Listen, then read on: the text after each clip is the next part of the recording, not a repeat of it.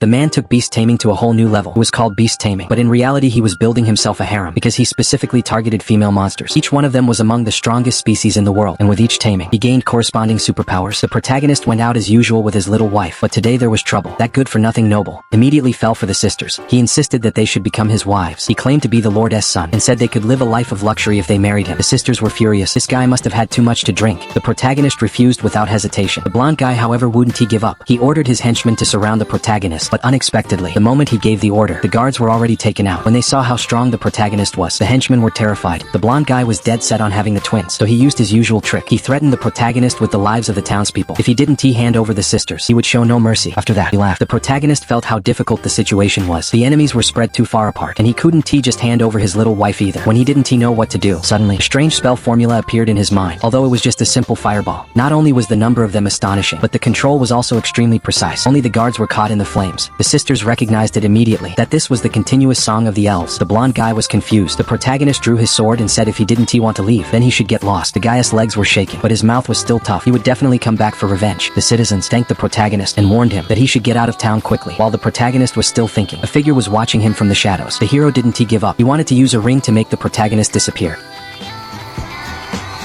Back home, Luna praised the protagonist's heroic deeds, punching the guards, kicking the thugs. That was the result of her master's taming. The sister cut straight to the point. The protagonist had received the high magic of the elves' control, combined with Tanya's enormous magical power. Perfect match. Before this, the protagonist's magic could still go out of control, but now he didn't need to worry anymore. Tanya and the other were very happy. Too bad they hadn't seen it with their own eyes. They had overslept today. The protagonist had to interrupt them though. According to the townspeople, the Lord had absolute power here. Any woman he liked would be locked up that same night.